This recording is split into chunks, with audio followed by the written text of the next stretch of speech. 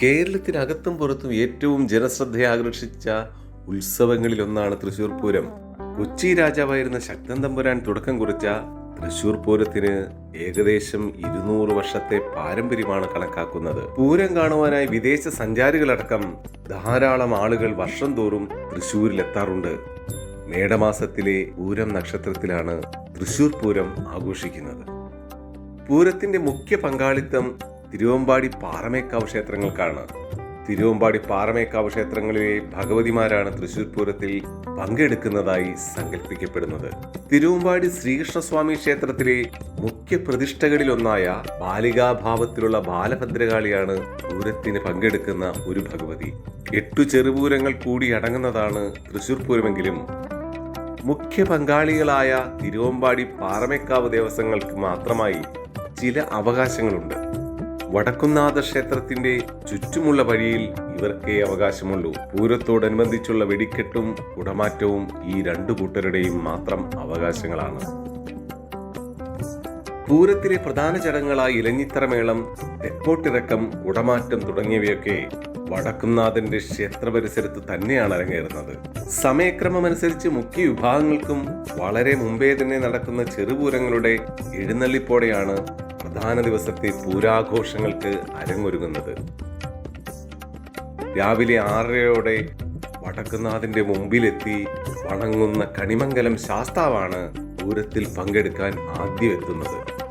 പിന്നെ ഒന്നൊന്നായി മറ്റു ചെറുപൂരങ്ങൾ എത്തിത്തുടങ്ങും.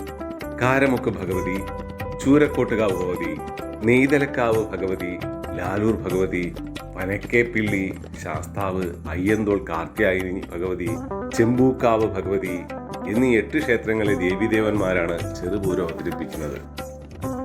തലേന്ന് നെയ്തലക്കാവിലമ്മ തെക്കേ ഗോപുരം തുറക്കുന്നതോടെയാണ് പൂര വിളംബരമാകുന്നത്. തിരുവമ്പാടി ക്ഷേത്രത്തിലെ പൂരാഘോഷത്തിന്റെ ചടങ്ങുകൾ എന്തെല്ലാമാണ് നോക്കാം. വെള്ളിയാഴ്ച രാവിലെ 7:30 പുറത്തേക്ക് എഴുന്നള്ളിപ്പ്. ഷൊർണൂർ റോഡ് നായ്ക്കനാൽ റൗണ്ട് വഴി പഴയ നടക്കാവിലേക്ക് 3 ആന നടപ്പാണ്ടി സഹിതം 10:15 മഠത്തിൽ ഇറക്കിപ്പൂജ. രാവിലെ 11:30 പാണികൊട്ടി പഞ്ചവാദ്യം ആരംഭിക്കുന്നു. മഠത്തിൽ വരവിന്റെ തുടക്കത്തിൽ 3 ആനകൾ റൗണ്ട് എത്തിയാൽ 7 ആനകളായി മാറും. 11:30 നായ്ക്കനാൽ വരെ പഞ്ചവാദ്യം ഉണ്ടായിരിക്കും. നായ്ക്കനാലിൽ ഉച്ചതിരിഞ്ഞ് 3 എത്തുന്നതോടെ പഞ്ചവാദ്യം കഴിഞ്ഞ് ചെണ്ടമേളം ആരംഭിക്കുന്നു. 15 ആനകൾ ശ്രീമൂലസ്ഥാനത്ത് എത്തുന്നതോടെ 4:45 പാണ്ടിമേളം അവസാനിക്കുന്നു. ആനകളും വാദ്യക്കാരും പടിഞ്ഞാറേ ഗോപുരം വഴി അകത്ത് പ്രവേശിച്ച് വൈകിട്ട് 5:10 ആനകൾ തെക്കേ ഗോപുരം ഇറങ്ങി നിരന്ന് നിൽക്കുന്നു. 5:30 കുടമാറ്റം. 6:30 കുടമാറ്റം കഴിഞ്ഞ് തിരുവമ്പാടി ഭഗവതി MA റോഡിൽ കൂടി നീങ്ങി രാജാവിന്റെ പ്രതിമ വരെ പോയി തിരിച്ച് റൗണ്ടിലെത്തി 15 ആനകളുമായി നിരന്നു നിൽക്കുന്നു. ശേഷം എഴുന്നള്ളിപ്പ്. ആന തേക്കിൻകാട്ടിൽ കൂടി നടക്കാവ് വഴി ആരംഭത്തിൽ നിൽക്കുന്നതോടെ ചിറക്കൽ കാണിപൂജ നടത്തി മഠത്തിലേക്ക് ആനയിക്കുന്നു. 7:30 മഠത്തിലിറങ്ങി പൂജ. രാത്രി 11:30 പഞ്ചവാദ്യത്തിന്റെ അകമ്പടിയോടെ മഠത്തിൽ നിന്ന് 3 ആനയുടെ എഴുന്നള്ളിപ്പ് ആരംഭിക്കുന്നു. ശനിയാഴ്ച പുലർച്ചെ 2:30 നായ്ക്കനാൽ പന്തലിൽ എഴുന്നള്ളിപ്പ് അവസാനിക്കുന്നു. 3-നും 6-നും ഇടയിലാണ് പ്രധാന വെടിക്കെട്ട്. രാവിലെ 8:30 15 ആനകളെ അണിനിരത്തി പാണ്ടിമേളത്തോടുകൂടി ശ്രീമൂലസ്ഥാനത്തേക്ക് പോകുന്നു. നായ്ക്കനാൽ മുതൽ ശ്രീമൂലസ്ഥാനം വരെ കുടമാറ്റവും ഉണ്ടായിരിക്കും. ഉച്ചയ്ക്ക് 12:30 1 മണിക്കും ഇടയിലാണ് സമാപന വെടിക്കെട്ട്. ശ്രീമൂലസ്ഥാനത്ത് 2 ഭഗവതിമാരും വിടചൊല്ലി തിരിച്ചു പോകുന്നു. വൈകിട്ട് 5-ന് അമ്പലത്തിൽ ആറാട്ടിനു വേണ്ടി മഠത്തിലേക്ക് പുറപ്പെടുന്നു. വൈകിട്ട് 6:15 അമ്പലത്തിൽ മടങ്ങിയെത്തുന്നു. രാത്രി 8-ന് ഉത്രം വിളക്ക് നടത്തി ഭക്തർ കൊടിയിറക്കുന്നതോടെ പൂരത്തിന്റെ പരിസമാപ്തി കുറിക്കുന്നു.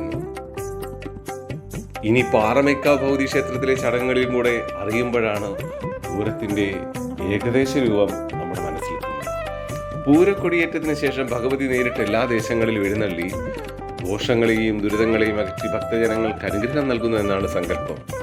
കൊടിയേറ്റം മുതൽ കൊടിയിറങ്ങുന്നത് വരെ എല്ലാ ദിവസവും ക്ഷേത്രത്തിലെ കൊടിമരച്ചുവട്ടിൽ ഭഗവതിക്ക് പറ സമർപ്പിക്കാൻ പ്രത്യേക സൗകര്യം ഉണ്ടായിരിക്കും. ഭഗവതിയെ പുറത്തേക്ക് എഴുന്നള്ളിച്ച ശേഷം കവുങ്ങിൻ കൊടിമരം ദേശക്കാർ ഉയർത്തുന്നതോടെ പൂരത്തിന് തുടക്കമായി. ക്ഷേത്രത്തിലെ പാലമരത്തിലും മണികണ്ഠ തറയിലെ അറിയാലിന്റെ മുകളിലും സിംഹചിഹ്നമുള്ള മഞ്ഞക്കൊടികളാണ് ഉയർത്തുന്നത്. കൊടിയേറ്റത്തിന് മുന്നോടിയായി തലേന്ന് ക്ഷേത്രം തന്ത്രിയുടെയും മേൽശാന്തിയുടെയും കാർമ്മികത്വത്തിൽ ശുദ്ധിക്രിയകളും പ്രത്യേക ഹോമങ്ങളും നടത്തുന്നുണ്ട്. ദിവസവും നടക്കുന്ന ആറാട്ടുകടങ്ങൾക്ക് ക്ഷേത്രം തന്ത്രിമാർ കാർമ്മികത്വം വഹിക്കുന്നു. ആറാട്ടുകടവിൽ തന്ത്രിപൂജ, മഞ്ഞൾപ്പൊടി കൊണ്ട് അഭിഷേകം, മലർനിവേദ്യം, പൂജ എന്നിവ പ്രത്യേകമായി നടക്കും. വെള്ളിയാഴ്ച ഏകദേശം 12 മണിയോടെയാണ് പാറമേക്കാവിന്റെ പൂരം തുടങ്ങുന്നത്.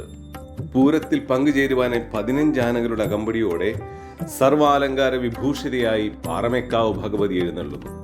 പാറമേക്കാവ് ക്ഷേത്രാങ്കണത്തിൽ നിന്ന് തുടങ്ങുന്ന ചെമ്പടമേള അവസാനിച്ച് അതിനുശേഷം പാണ്ടിമേളം തുടങ്ങുന്നു.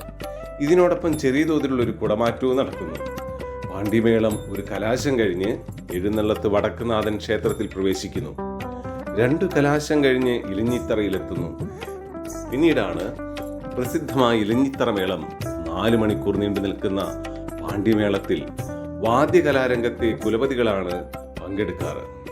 കൂത്തമ്പലത്തിന് മുന്നിലെ ഇലഞ്ഞിത്തറയിൽ അരങ്ങേറുന്നത് കൊണ്ടാണ് ഈ മേളച്ചാർത്തിന് ഇലഞ്ഞിത്തറ മേളം എന്ന് പേര് വന്നത്. വൈകിട്ട് 4:30 പാറമേക്കാവ് പൂരം വടക്കുനാഥനെ വലം വെച്ച് തെക്കോട്ടിറങ്ങുകയായി. ഇലഞ്ഞിത്തറ മേളത്തിന് ശേഷമാണ് തെക്കോട്ടിറക്കം. പാറമേക്കാവ് തിരുവമ്പാടി ഭഗവതിമാർ വടക്കുംനാഥ ക്ഷേത്രത്തിന്റെ തെക്കേ ഗോപുരത്തിലൂടെ തേക്കിൻകാട് മൈതാനത്തേക്ക് പ്രവേശിക്കുന്ന ചടങ്ങാണിത്. പാറമേക്കാവിന്റെ 15 ആനകൾ തെക്കോട്ടിറങ്ങി പഴയന്നൂർ ഭഗവതിയുടെ പ്രതിഷ്ഠ ഉണ്ടായിരുന്നു എന്ന് പറയപ്പെടുന്ന സ്ഥലത്ത് പോയി ഭഗവതിയെ വണങ്ങിയ ശേഷം നിരന്നു നിൽക്കും.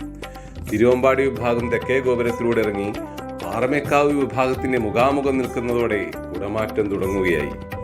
കൊടിയിറക്ക് ദിവസം പാറമേക്കാവ് ഭഗവതി പടിഞ്ഞാറേ ചിറയിൽ സന്ധ്യയ്ക്ക് ആറാട്ട് നടത്തി 3 ആനകളുടെ പഞ്ചവാദ്യത്തിന്റെ അകമ്പടിയോടെ ക്ഷേത്രസന്നിധിയിൽ എത്തിയ ശേഷം 100-ൽ പരം കലാകാരന്മാരുടെ പാണ്ഡിമേളത്തോടെ ക്ഷേത്രത്തിൽ പ്രവേശിക്കുന്നു.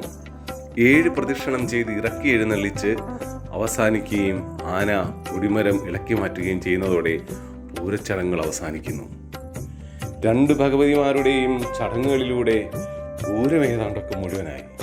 തൃശ്ശൂർ ഇനി പൂരത്തിന്റെ നിമിഷം. മേളത്തിൻ്റെയും ആനയുടെയും സൗന്ദര്യത്തിൻ്റെയും എല്ലാം കാഴ്ചകളിലൂടെ പൂരപ്രേമികൾക്ക് ഇത് വലിയ ആഘോഷ നിമിഷങ്ങൾ.